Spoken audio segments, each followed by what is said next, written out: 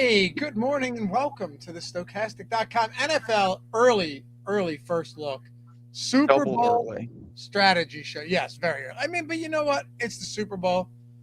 We do this every year, man. I mean, you and I, we do a week one first look a month before the season starts. You kind of have to. Why not? Why not talk a little? Like I said, the thoughts before the thoughts. And we'll take it wherever chat wants to go. We can talk about the game. We can talk about some props. We'll talk about some, I guess, pricing. I got some thoughts on best ball, all sorts of stuff. And yeah, I mean, it's the end of football. So let's soak up every minute of it because soon enough, we'll be down to, I mean, baseball will be here, but, we'll miss football pretty quickly. Did you get any through to the final round? So I did, but and I really don't know. You never know how live it would have been. I cruised through, but I'm dead, unfortunately. So essentially, cruised through with primarily players who are no longer. I had a full Rams stack. Yeah, I figured. Yeah, and I have 3 Patriots as well with it. So it was it could have been. If it was Rams Patriots, you're looking phenomenally. Yeah, and again, how many people would have had similar builds? A decent amount, I'm sure, but I had a full 7 or 8 guys, and whatnot, and yeah, I kind of life hedged. I bet the Seahawks, and I bet the Broncos. I like the Broncos a little more, but I also did like the Seahawks, and I just had it was a tough ask, and you know what? When you fumble, when you can't give touchdowns away like that. You just can't. And they responded, but it never really felt like the Rams were going to win, even though they obviously had chances to win. Yeah,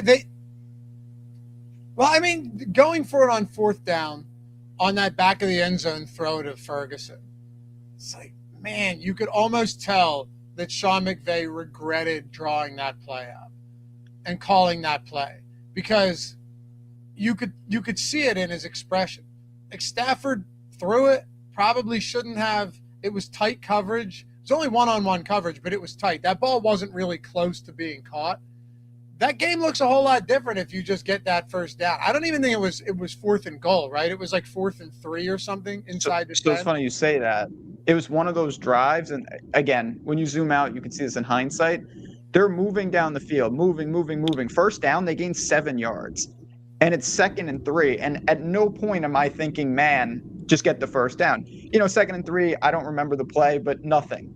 Okay, you have 2 plays. 3rd down, they throw a pass close to Devontae Adams. And then you realize, oh, shit, it's 4th and 3. Yeah. And they throw it and they turn over. And it was like, I'm not saying you do this, but it's pretty clear to me if they just ran the ball on 2nd and 3rd and even 4th, they're getting the first down. They're just doing it. Yeah, you pick up a couple of yards. You might be in 4th and real short, 4th and 1. Just put yourself in a spot to get there, and they didn't. I don't typically say this, but it felt like Sean McVay in that spot on that last drive. It felt like Sean McVay was the one making the mistakes. Yeah, I mean, like I said, they responded from a miserable turnover. They couldn't get a stop when they needed it. Stafford didn't really have, he had 20 seconds. That's not a real chance. No. And Puka almost got out of bounds there. It would have given him, at the very least, I think they would have had a shot at the end zone. Yeah. So it was what it was. I certainly don't think the Rams did anything egregious. Besides that punt, you cannot fumble there. I know I'm just harping on the same thing. You can't do that. You have to catch the ball or don't touch it.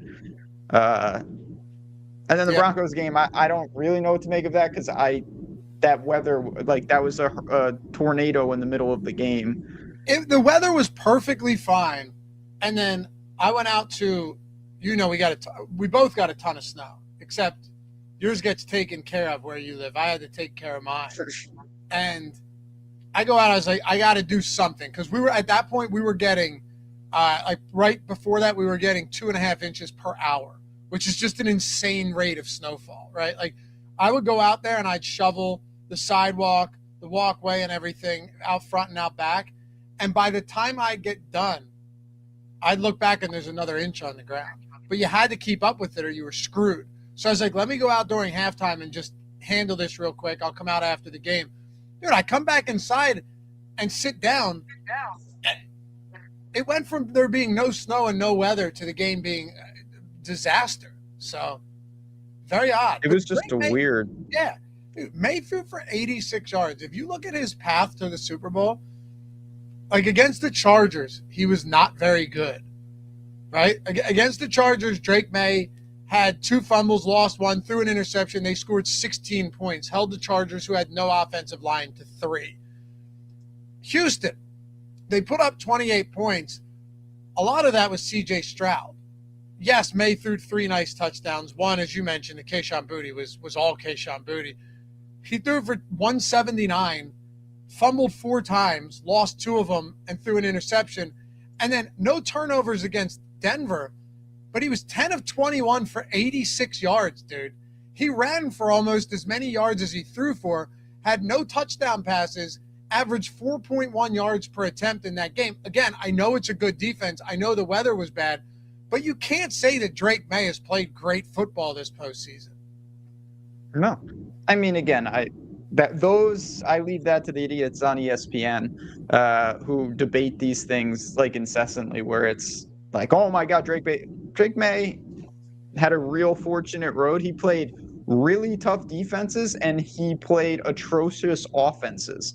So, there's a give and a take there. Like, it became pretty clear in the Denver game that if they didn't do anything, they were like, he was not required to do anything because Denver couldn't score and they couldn't kick field goals either. So, I mean, I love Drake May. I think he's amazing, but he hasn't done much. It really does feel like the best teams were the Jaguars, the Bills. Like that little pod to me had some of the more potent offenses that really would test you. New England just simply didn't see that. And you know what?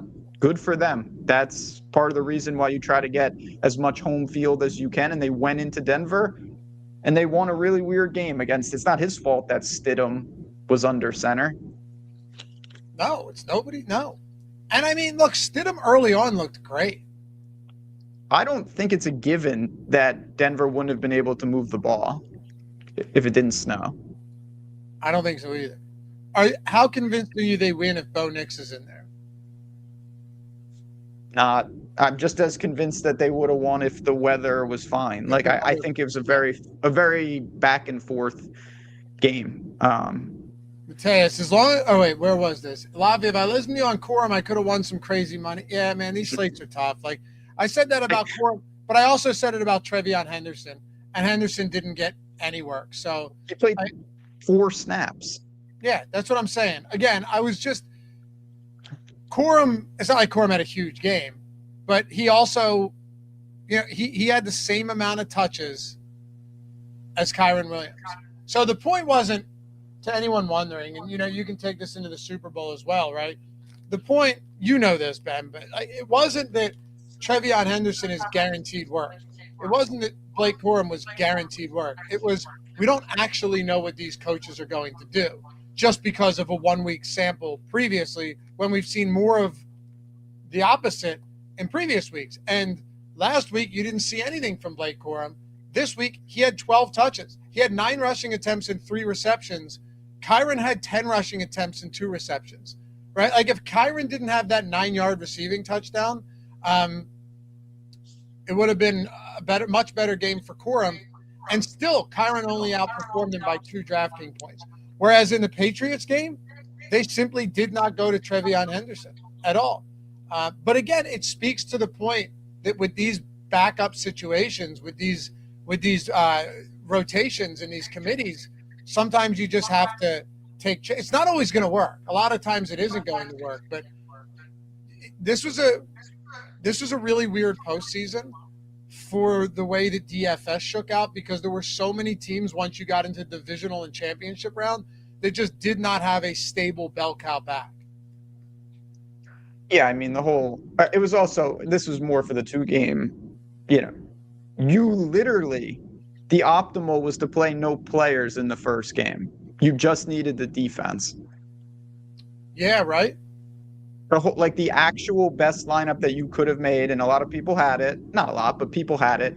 Was you play the Broncos defense and then full on game stack with all the Seahawks and Rams, and Corum was included in that. It's just very odd to see that. Obviously, I don't think we would have seen that if didn't get whatever that snow squall was, but that's just the nature of it, and we'll see. Like I'm sure I can tell you we're 2 weeks out. I'll have over 0% of Travion Henderson in the gigantic showdown slate. I can promise you that. Yep. Thank you for segueing me into that, because that's what I was looking for too. Yeah. If you guys don't mind, take a second this fine morning, atone for your sins. Hit that thumbs up, subscribe to the channel, leave a comment down below. Look, we're a little ways out, but figure why not pop in a little bit of a recap from the championship games. Take a quick peek at what we've got going on here. And we've got a promo going as well. Pay attention to this one because it's not NFL. Well, it could be if you want, but I would probably recommend against that, given that there are no NFL slates coming up for the next 2 weeks. But Ben, right now, today, 30% off any Stokastic package with promo code PRO. PRO is the code. That will get you 30% off any Stokastic package with, when I say any Stokastic package, I'm not just talking about any monthly or any weekly, right? Any package. Use that link in the description where you see get access to our NFL tools here, and just use promo code PRO on whatever you want, whether that is core weekly NBA or PGA. You go, I want to try the golf sims out for a week. Boom. They have contests on Thursday, Fridays, Saturdays, and Sundays for golf. NBA, you have games every single day of the week. MMA is back. All of these sports right now, 30% off. You could do an all-access package. You could do all-access core, max, weekly, monthly, core, max, whatever it may be, whatever you're trying to get into, 30% off all of it, Ben. And we've got that with that link down below. So I say it all the time in the past week or two. NFL's winding down, but you have sports. Golf, too, is 4 out of 7 days every single week. Golf's the actual best. I know I'm biased, but NBA is great. Our tools are phenomenal. And I don't want to bury the lead. You know what else you get with any package right now? I know you know. But some people probably don't know this. The Stokastic NBA prop tool is live. It's in beta, and you get it with any subscription right now. So we've had 1 million people over the years say, I like your tools on OddsShopper. I love tails, but can I use your projections to make some bets? And now the answer is a resounding yes. It's here. It's available. It's pretty damn legit. It's been something I've wanted for a long time because our projections are second to none out there. People love them. You can use that as a sharp source to attack the books. And again, this is brand new. So there's going to be a lot of enhancements, but you get this with, if you get PGA, you still get this. Yeah, you get it with as long as you're a sub. Yep. Yep. So a couple of things too. You can come in and customize the blend. So if you wanted I like this.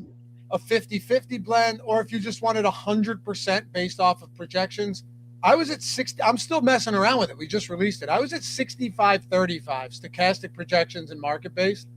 You can bet them straight from here, load it straight in your bet slip, or you can add these bets into your bet slip as well, like this, and they're all right here. And then if you want, so boom, all of these right here, and then you can place these bets as well. So that's another way to do it. If you hadn't considered doing that, what a way to check this tool out right now while it's in beta. And early returns look good, Ben. Early returns look nice on this. A lot of bets, too. Oh, and the other thing I should have mentioned, with the Portfolio EV tool, it was phenomenal to me before a lot of the books cooked my accounts. But that's what happens when you're getting CLV and winning. There's a lot of overs here, too, which I think it's a good way to protect your accounts. I really do. Like, obviously, we talk about closing line value being the primary factor, but betting more overs is definitely going to keep your account healthier than if you're just betting 100% unders. And if you look at this, there's a super healthy blend of all of these. Yeah, I mean, this is a different show for a different time. And if you're more interested in this, hop in Discord and get involved. But I'll just say this. Anytime you're attacking a book with a bottom-up projection-based origination approach, it's more sustainable than a market-based approach. Both are great. Both have utility. But just in general, if you're actually using origination, it's not as rigid as another method. So that's the best of both worlds, and that's why you're seeing all sorts of bets pop up here, not just a market-based approach. Yeah. Also, this is huge. Guys, I know Ben said it's for another show, but I know a lot of you guys are already subs and you're going to want to use this. Pay attention to the injury report here, okay? Yes. Pay attention to this injury report, and that will help you dictate good betting decisions as well. We've simplified it as much as we possibly could for anybody who wants to use it. So some really cool stuff, man. And you can come in, select your books, all of this. I'm going to start jamming bets from this tool, and I will let you know how I'm doing when I come back and see you next Tuesday for the real First Look show for the Super Bowl. I like it. Yeah, I mean, I'm with you. It's exciting. If nothing else, it's another tool. You always need to stay ahead of the books. That's really the key. Yeah, now we got, I don't know. I want to ask you this. I know we'll get into the players. Are you excited for the game? Nope, not at all. Me neither. I'm not supposed to say that. I'm not supposed to say that, right? Like I'm supposed to come in here rah-rah style, but we try and be honest around here, Ben. And I just don't care for these teams. I don't even hate them. I wish I did. Then I'd have something to root for. They're just teams. I'm not excited, but it kind of doesn't matter because my process doesn't change. I'm still going to bet it. I'm still going to play DFS. I'm still going to watch it. Nothing really changes at all. But would I rather have like Rams Bills? Yeah. Yes, of course I would. Like, I think the Jags would have been a fun team to watch as well. You know? Jags Niners. That would have been sick. I don't know about Niners, but you don't like the Niners I don't know why. Well, they just don't have a good I mean, they're just too banged up, and they wouldn't have had Kittle. They wouldn't have been able to move the football. Fine. Jags Battle of Florida. The Bucs, yeah, that would have been fun. Didn't even make the playoffs, but don't let that stop you. I mean, obviously, I would have rather seen the Eagles, but that offense. Sure, I would have loved the Birds in there. But also, little known fact, I heard this, and Chad's talking about Darnold a little, who played phenomenal, by the way. I cannot believe Darnold is the first USC quarterback to start a Super Bowl. That is shocking to me. Is that right? All the good quarterbacks that USC has had over the years, and Darnold's the first one. Crazy. Wow. What school has sent the most quarterbacks to the Super Bowl? Maybe Michigan just because of Brady. I don't know. Notre Dame, maybe. I have no. Crazy to me that next year the Seahawks are plus 950 to win the Super Bowl. That's the shortest odds against the field. Them and the Rams. The Bills, Pats are plus 12. Patriots are going to – next year is going to tell us a lot about the Patriots because now when you finish first in your division, you're playing all of the other first-place teams. They'll be Washington light next year, I promise you. Yeah. You were spot on with Washington. Granted, they had Washington was just actually terrible. I don't think the Patriots are going to be terrible. They're just not going to be I don't expect them to win the East. I expect them to be fighting for a playoff spot. Yeah. What team do you think has the longest odds to win the Super Bowl? There's two teams at the Raiders plus 20,000. The Raiders. No. The Raiders shouldn't even be listed because they're ineligible to win the Super Bowl. The Jets.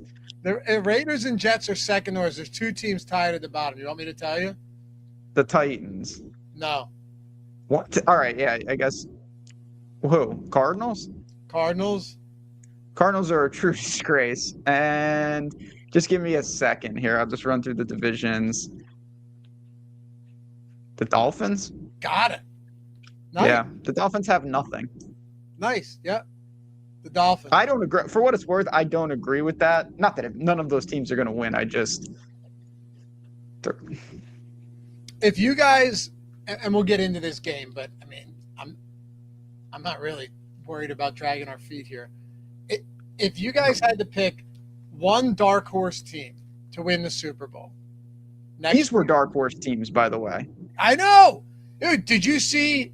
I don't know if you saw it, but Circa, someone has a ticket on Circa that was exact result. I think it was Patriots over Seahawks at like 351 to 1, and it was $100 bet. Or no, it might have been even crazier than that. I mean, that's time machine season. Getting either of these teams is pretty absurd. I wish I could remember what it was. I never, ever. Jeffrey? What? What's the Circa dude's name? Jeffrey Benson? Yeah. He tweeted it the other day. Giants are a lot of Giants dark horse. Okay. That's not the craziest thing, actually. I don't it wouldn't be my pick, but I don't hate that. It was 3,100 to 1, placed on August 25th. 100 to win 310,000. Yeah, I mean that's useful. Ooh, Saints. I considered saying that. I think I think they're still too far away, but I get it. Okay. I will go. I could see the Panthers going right back down to like the bottom of that division. I'm going to give you one from each conference. That's what I'm doing. Okay, so will I. I'll give you one that's going to shock you. Ready? The Vikings. Yeah, that is shocking. It's not. But it's okay. So you have pretty much a rookie quarterback in McCarthy. We could call him a rookie, right? He didn't play last year. You still have no idea. The jury's still fully out on him. And you still have, assuming they're all here, you still have quality pass catchers, quality players in that offense, and you have a talented defense that suffered injuries. They're not all that dissimilar to the New England Patriots, actually, except I think Drake May was a bit better as a rookie and didn't have any weapons. And Brian Flores is no wait. Did they re-sign Flores? Did they bring Flores back? I have no idea. But my point is, I think that's an interesting one. I thought you would be on board. I mean, first of all, I think they're in a brutal, like 6 really tough games. That really hurts because even if you play a softer schedule, that's what helped New England. But I'm just not sold on the Bears, and I'm not sold on that division, to be completely honest with you. That's what it comes down to me. Like, I'm not – I agree with you, but I'm not sold on that division, which makes me think that it's not all that crazy. But you're right. Patriots had a much softer division. I'm taking the same logic, just a different division. I'm going with the Falcons. I had a feeling you were going to say that. Falcons have pieces. Obviously, it's not all together, but both of us, by the way, we both are turkeys for this because we picked 2 teams that we have told the audience for years don't ever, they just are who they are. The Vikings and the Falcons. Like the Falcons at times look like a team that could beat anybody. Yeah. They smoked the Bills on primetime. I saw a stat I don't have it in front of me, so I'm just paraphrasing. But after the Falcons are eliminated over the past like 4 or 5 years, they're like 25-6 or something ridiculous. Once they're no longer in contention, they beat the Rams. They beat everybody they look incredible. They just can never put it together. The AFC, I don't think, has a team, to be honest.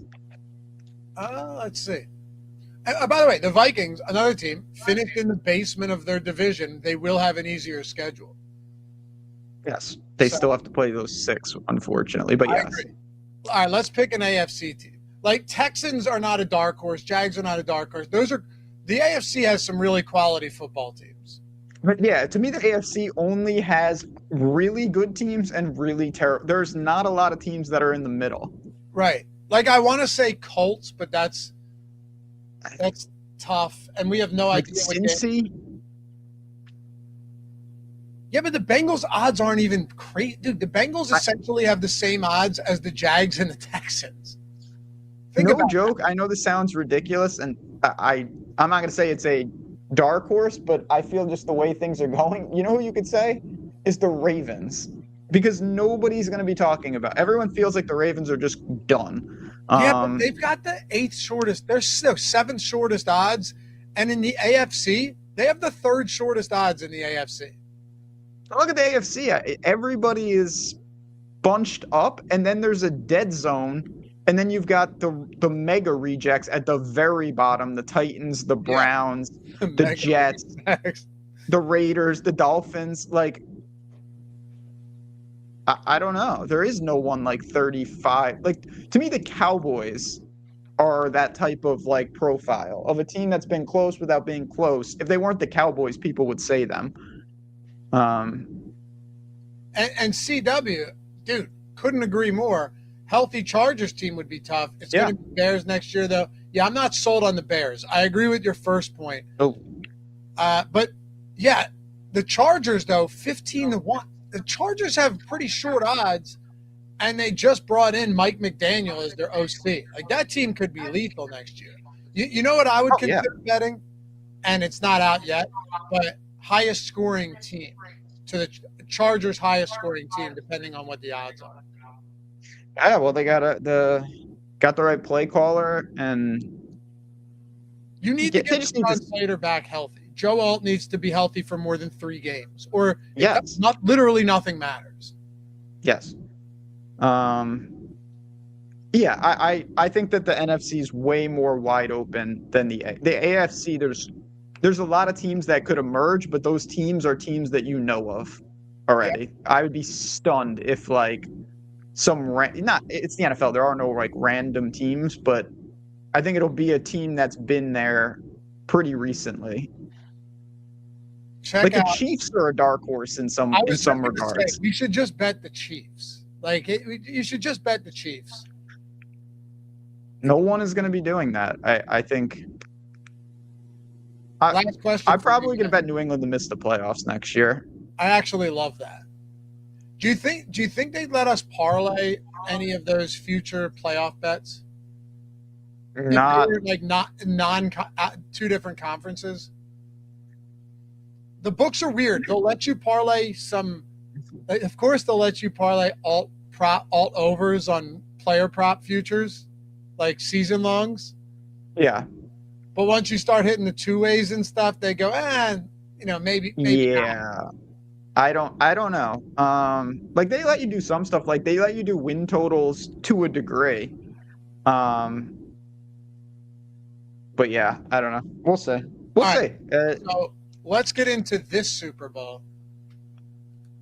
What's the spread? Is this Super Bowl 60? Is LX 60? It should be, right? Yes.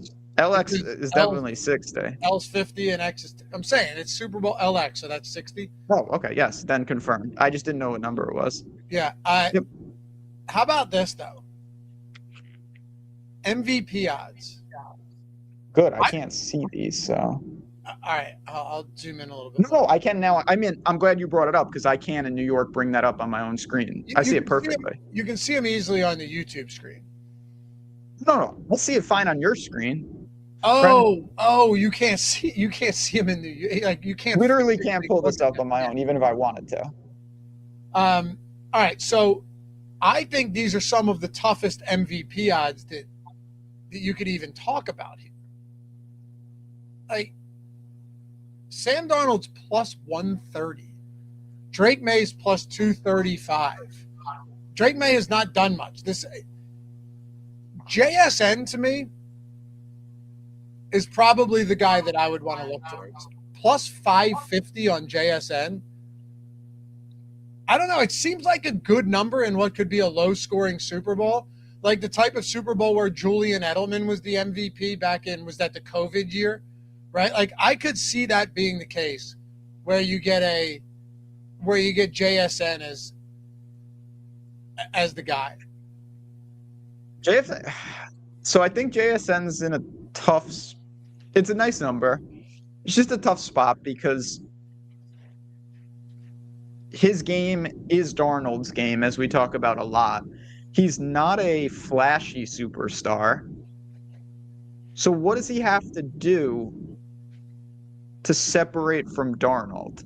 Well, not long ago, and I mixed it up, I believe. So Cooper Kupp won it in Super Bowl 56. He had 8 for 92 and 2 touchdowns. Okay? 8 for 92 and 2 touchdowns in that game. That means that Matthew Stafford also threw for 2 touchdowns in that game. And it didn't matter.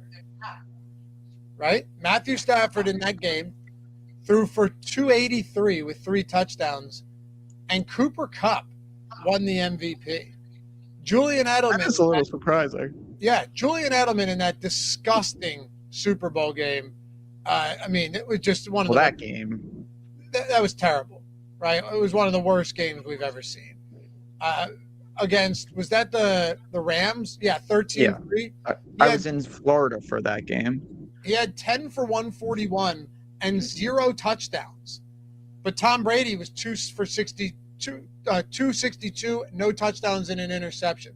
That was the game I bet first pass attempt for interception on Brady. I remember that game so vividly. Yeah, so I do think JSN is very unique as a wide receiver. Like Puka Nacua, I would have been looking there too. I think JSN could give you the 8 for 180 or 8 for 150 and a touchdown, and he has a better chance than Sam Darnold. I don't see any receivers that I'd want to go to on the Patriots side, but I think at plus 550, it's going to sound wild. I don't think he should be that far off from Darnold, and he is because quarterbacks win it more. But most teams don't have positions where you can just straight look at it and go, oh, wait, he 80% of his yards went to one guy. Yeah, it's a weird balance because Darnold, I think, has a much better story than Stafford. Like, Darnold's arc is very cool. So to cap it with an MVP. That's a great point, and that's a good point. Like, people are loving this comeback story. I will say this. To me, the worst bet by far is Drake May. Because only because of this. I'd say there's no situation where Drake May wins the MVP if they lose. I'd say literally 0% chance. So they have to win. The Patriots to win the game is plus 200. Right. So just bet the Patriots to win the game. Why would you open yourself up to betting the Patriots to win, knowing that you need the Patriots to win the game? They win the game, and then Ramondre Stevenson's the MVP. Like, why? Just bet them to win. The Seahawks, obviously, are the flip side. They're, minus 230 to win the game. So that's the prerequisite, but you're getting much different odds. And obviously, Kenneth Walker's in play because he could score 3 touchdowns on the ground, and we call it a day. If you're wondering how insane these betting odds are for MVP, Drew Lock has shorter odds than every Patriots receiver not named Stephon Diggs. And where's Rashid Shaheed? Oh, he's up there because he's a return man. Yeah. Yeah, like Drew Lock has shorter odds than Barner and Booty and Hunter Henry. That's crazy. Give me let's just, again, is this gonna happen? No, but give me someone beyond Shaheed.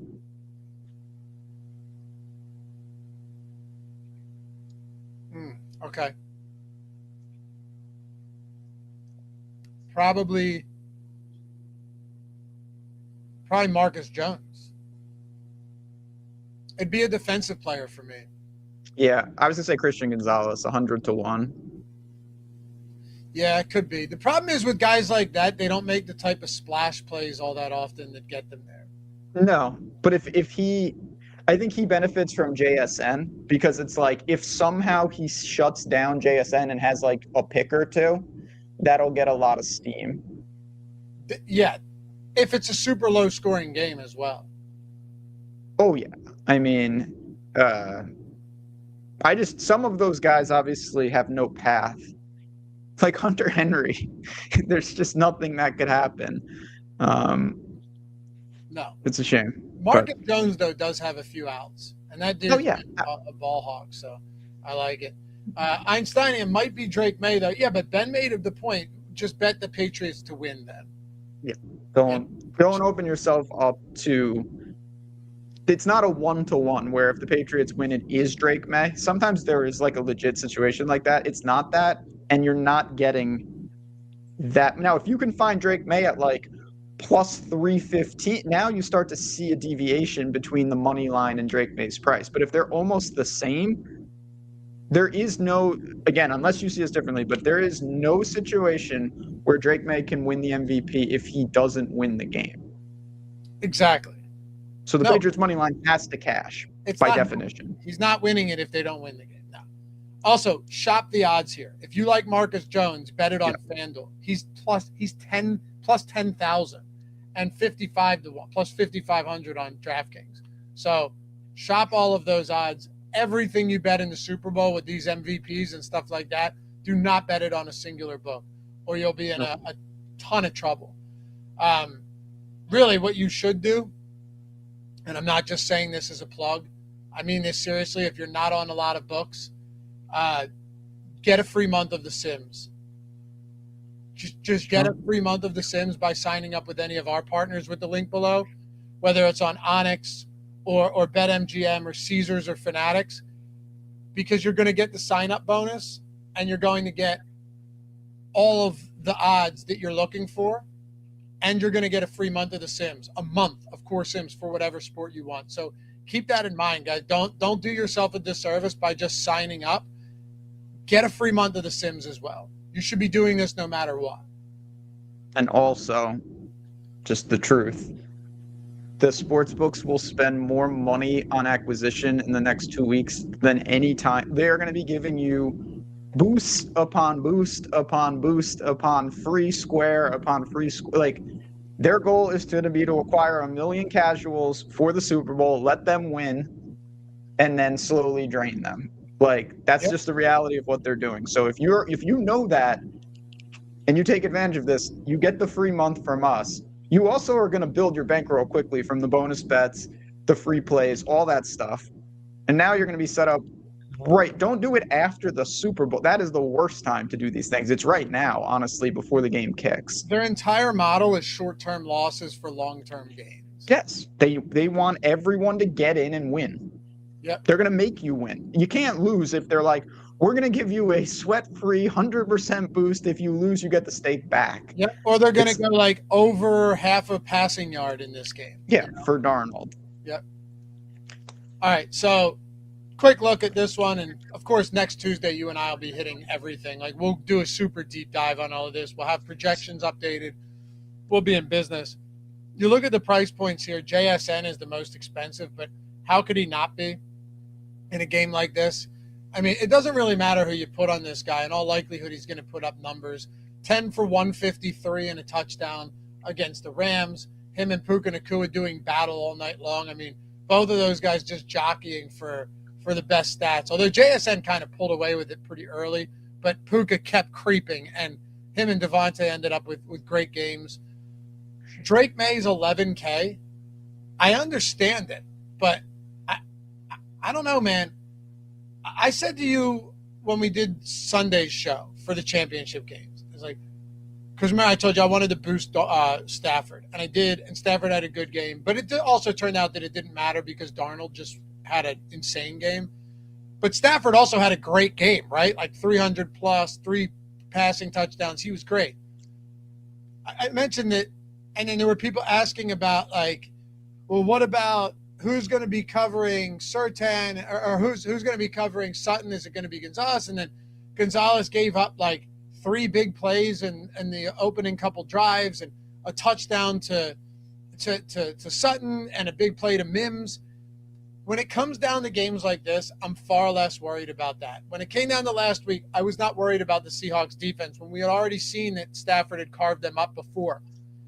But what we've seen out of May in this offense in the postseason, it does kind of suggest that he has struggled against good defenses. I mean, he's struggled to hold on to the football. He has struggled to put the ball where it needs to go. I understand that there was snow, but before that snow hit, Drake May did not look good. And at 11K, you're obviously going to have to play Drake May because it's a showdown slate. But man, it has not been the best postseason for him, despite the fact that they are in the Super Bowl. It'll be interesting to see what happens who knows, but Drake May, he hasn't really had to. Most of his mistakes were, and he's even said this in a couple press conferences, I'm paraphrasing a little bit, but he was saying, like, these mistakes, they're unfortunate, but it's a lot easier to take when you're winning. He hasn't really played much from behind where the mistakes have been magnified. He's been in catch-up mode. He's been winning and he's fumbled, or he's been winning and he's thrown a pick. The one thing that obviously he has the bailout is he runs, and he really moves. So there's going to be lineups for sure, nutty lineups, but not lineups that are a 5-1 with just Drake May. Yeah, I can tell you right now, that's not crazy, and you just hope that he scores on the ground. I mean, this guy had 16 DraftKings points with 86 passing yards and no touchdowns last week. That's actually encouraging. It should be encouraging to see something like that, not the opposite. So, yeah, Drake May at that price point, it's tough because, like you said, Sam Darnold isn't going to run. How about Matthew Stafford running last game? Oh, my God. Yeah, that at the end of the half, which made legitimately no sense, but why not? Yeah. But yeah, I mean, he was coming off a remarkable game, almost 350-3. He was fantastic. Yeah, in a divisional spot, he was excellent. It's the best game. I mean, it's probably the best game we've seen from him all season, man. Of his career, I would say. Yeah, you know what? Probably of his career. He was amazing, and didn't really make any mistakes. He had a fumble, didn't lose it. The New England Patriots also have a good defense. I talk about Seattle, but the Patriots have a great defense too. I'll tell you what, though, with Kenneth Walker, you're just going to have to play him. Like, I don't see at this point how you don't just want to get to a lot of Kenneth Walker. He made some plays, and it's just remarkable to me that this guy was stuck in a timeshare all year long. That one pass where Sam Darnold had to get rid of it, and Kenneth Walker masterfully avoided 3 tackles. It should have been a loss of 5. Ended up being like a gain of 15. I know you know which play I'm talking about. To the left side, ran to the middle of the field, just making players look silly. And if he's going to continue to get, another 20 touches in a game like this, how is Kenneth Walker alongside JSN not one of the first guys you plug into lineups? Yeah, he is. It's incredibly frustrating on certain levels because I've been playing Kenneth Walker all year, and he's been getting vultured by a guy. This has nothing to do with Charbonnet, but Kenneth Walker is clearly an elite player who, if he was in a different circumstance, he might be in the Gibbs, Jonathan Taylor, CMC price range regularly. I don't think it's that crazy to say that at this point. I don't think it's crazy at all. At all. He's that. I was just going to say, this is a guy that, it's fair to say Kenneth Walker lost me money this year. Oh, right? My God. Are you kidding me? Killed me. But the reason I kept going back to him is because he is good. Yes. And you and I probably had a blind spot in hoping that workload would shift towards Kenneth Walker. And I think that blind spot came from us knowing that Kenneth Walker is really good. And if you want to take his current role and say, okay, if this was the team, what running back range would he be in? Well, we both just said tier 1, basically. You think Christian McCaffrey or Gibbs or any of these guys would be sub 10K? No. No. They would be Right. maybe the most expensive player on the slate. Like, I honestly think that Kenneth Walker is criminally underpriced here. That's a great point. Yeah, I mean, Christian McCaffrey is different just because he has like 7-8 reception upside every day. But I'll get here's a good one. James Cook would be probably 11K in this spot. Yeah, and honestly, I'm not saying it's McCaffrey level, but and I don't know this, so maybe I'm going to look like an idiot. How many targets did Kenneth Walker have against the Rams? I think he had 4, and he caught all of them. Yeah. Okay. But still, 4 for 49. And you look at what he's able to do in the passing game. The Rams game, remember late in the regular season, he had that huge run or catch and run early in the game. You look at this, the last 5 weeks, he has long receptions of 46, 6, 20, 15, and 15. This is not just a guy that they'll use in the passing game as a format or as a necessity because they have to. He's actually a very good pass catcher. I mean, I listen, it's Showdown. He's going to be, 85% owned. So we're not breaking any news here, but I feel more confident about him than any single player on the slate. Ramondre Stevenson had 25 carries last game, dude. I don't really I'm hoping that might be a little leverage in the sense that maybe people are not realizing, or maybe I'm wrong, but that's what leverage is. You're taking a stand. I don't think that's how this game would have played out if it wasn't conditions that made it virtually impossible to throw. So I want to say you're right, but also he played 94% of snaps. It just feels like they just said, okay, this is the path, and we're just going to do this. Yeah, but I don't think they would have. I hear you. And also, Trevion Henderson's, this is crazy. Henderson's down to $3,800. You can take it two ways. If you told me, do you want to pay $3,800 for a guy that played, 4 snaps? Right. But also played 41% of snaps in the wild card round, 38% in the divisional round, and 52 and 41% of snaps in the final 2 weeks of the season. I don't really know what you're going to get out of Henderson. When we get data on this, if Henderson ends up being just neglected, then I'll just die on the hill and say I'm going to get overweight to Trevion Henderson. It's not really that difficult for me, if we're being honest. He's an amazing ladder play. Yeah. I think.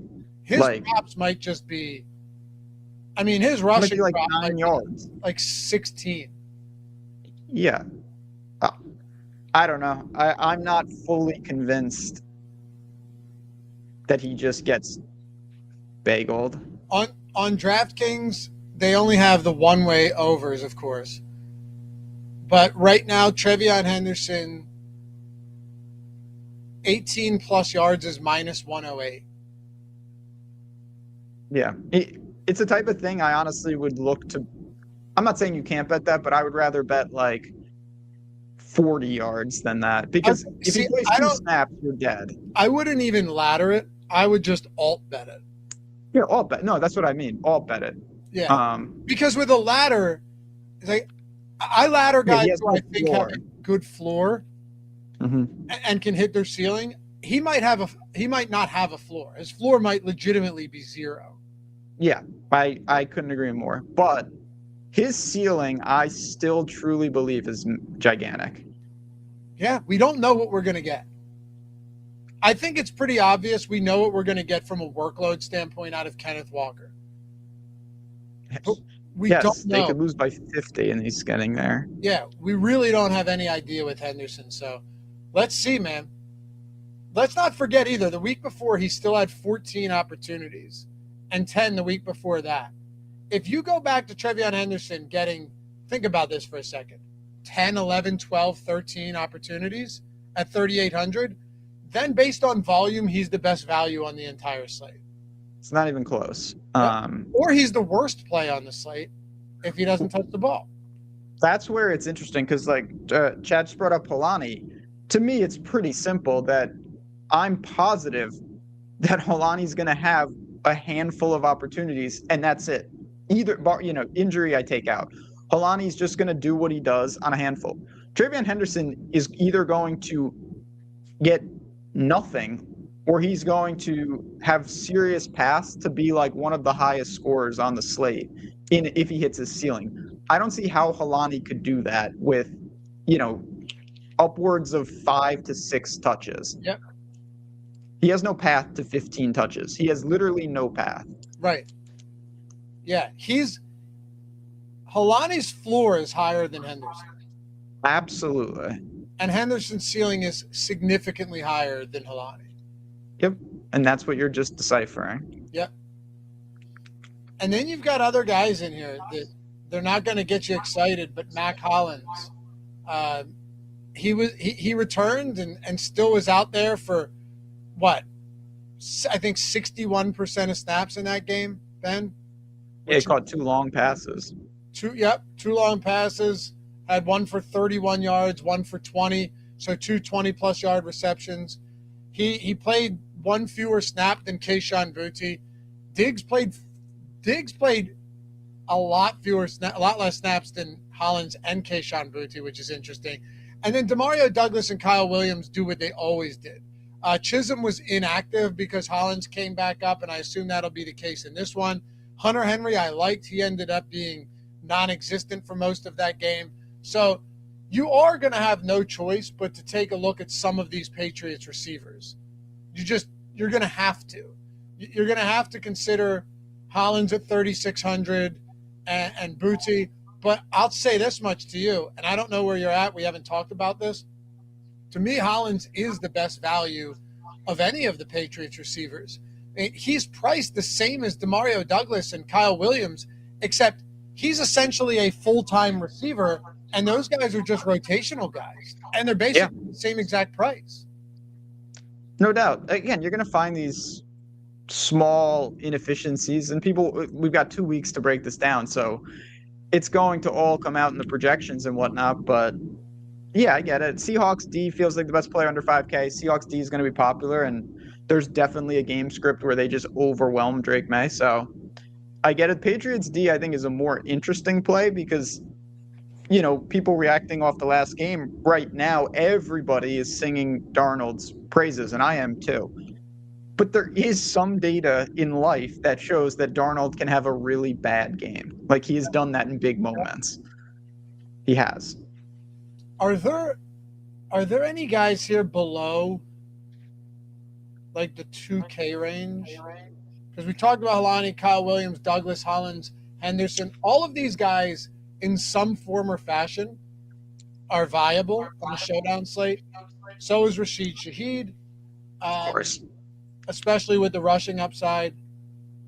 And you go a little bit higher to guys like A.J. Barner. Colossal disappointment on Sunday. Borregales, obviously. Cooper Kupp, good call by you on the touchdown there. Ended up catching 4 for 36 in a score. All of these guys are fine. I think Kayshon Boutte actually looks like potentially the worst value at that price point. But is there anyone sub 2K down here? Or if you want to include Austin Hooper, go for it. That could be somewhat viable. So I definitely, listen, somewhat viable is all relative. Yeah, I think the backup tight ends like Sauerbrot or Cooper or those type of guys, what I think is going to happen naturally is that guy even, if he's on the field. Yeah, Sauer, whatever his name is. I think people not rightfully so. People are going to go to Jake Bobo because he caught a touchdown in the game on his lone target. It was, I think, his 4th reception of the season. Yep. I don't think it's not like he can't score because he just scored, but there's no indication that he's any better than anyone else down there. So I think Hooper's the best just because he's going to be on the field. I misread Ben's bet in a hurry and made a Cooper Kupp and Devontae Adams parlay.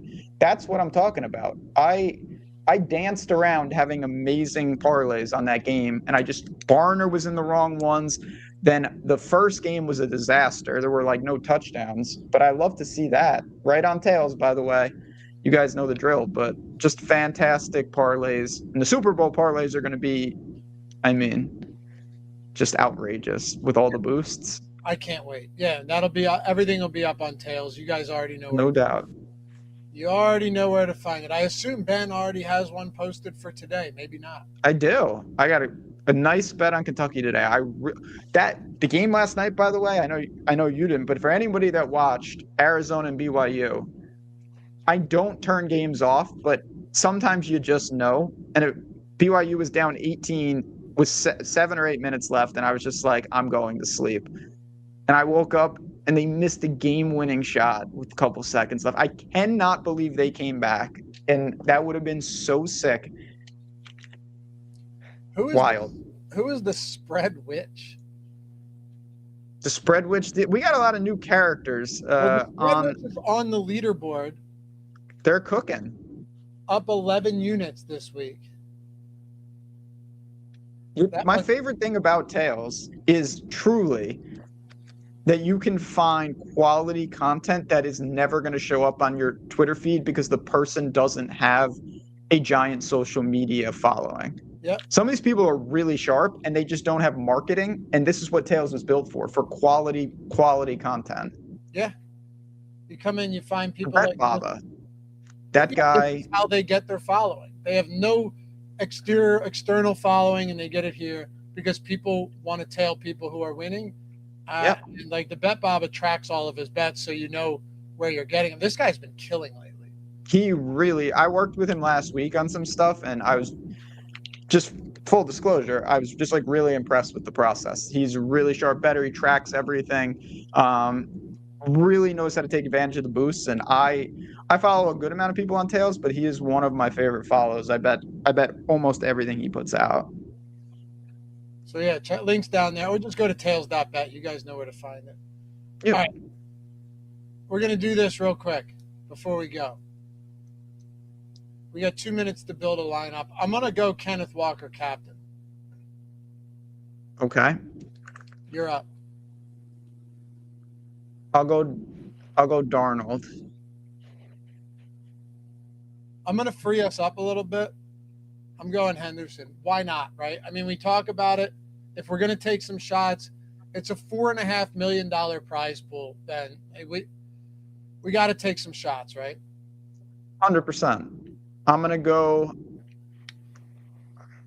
All right. How crazy do we want to get? Do we want to get just like real dangerously insane or just moderately dangerously insane? Go moderately dangerous because we already. Okay, I'll go Barner. Barner played almost 100% of snaps last week. He's had a bad game. I feel good about him. Yeah. All right. Now, do you want to get dangerously insane by fading JSN? And do we? Yeah, I think we should fade JSN because the Darnold non-JSN lineups I think are going to be not few and far between, but certainly a rarity. Okay, then I'm going Drake May. Pair him with Trevion Henderson. It gives us $4,900. And it's an easy click for me here, Matt Collins. Oh, I thought you were going to go Rashid. Okay. And by the way, you could go Rashid Shaheed here as well. And then, so the only reason I was talking, yeah, okay, but you know what? Kenneth Walker's pass catching upside. We talked about it, right? Yeah. We talked about it. That's actually, and we built that in 2 seconds. That's kind of a sick lineup. Yeah.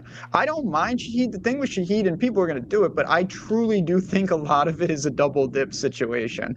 Yeah. Like, I want the Seahawks in there if I play him. Also, let me be very clear. We didn't build this one with defenses or kickers, but knowing that Sam Darnold can implode, knowing that Drake May has really struggled to hold on to the ball this season or this postseason, defenses and kickers are going to look very good in a game like this. So, Ben, this lineup doesn't have it, but I think we would both agree here that super viable. Absolutely. In a game like this, and again, most of the playoffs we've been talking about snow. This gets back to where the kicker, like teams will kick way more often now because of that. Like perfect conditions. Anyway, Ben and I'm sure we'll do a betting show over on the OddsShopper channel. Make sure we're doing everything. Yeah, we'll have a lot. We'll see you back here Tuesday, full week next week. But be sure to use that promo code PRO. with the link down below. Get 30% off any subscription for Stokastic for any sport. And we'll see you guys back here very soon. Bye-bye.